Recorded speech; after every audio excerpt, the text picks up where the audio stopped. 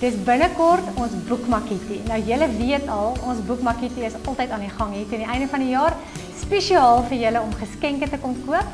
Nou hierdie jaar moet julle baie mooi oplet, want ons hou dit nie by Carpe Diem Media nie. Dit is by Kompas Gemeente. En die rede natuurlik is soveel groter. So ons kan soveel meer boeke uitpak vir almal wat wil kom Kersgeskenke koop. Maak seker jy maak 'n draai by Kompas Gemeente tussen die 25ste November en die 3de Desember. Ons tye het ook verander.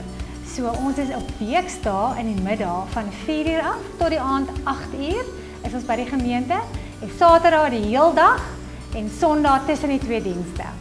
Maak seker jy kom daar uit. Ons het byvoorbeeld boeke teen 'n afslag van 70 tot 70%. Dis nuwe en ou boeke.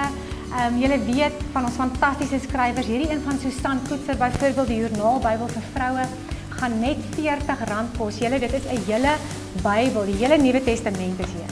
So daar's wonderlike winskope en as julle net onthou, dis by Kompas Gemeente en dan gaan daar ook vir 'n deel van hierdie tyd gaan daar ook 'n Kersmark wees.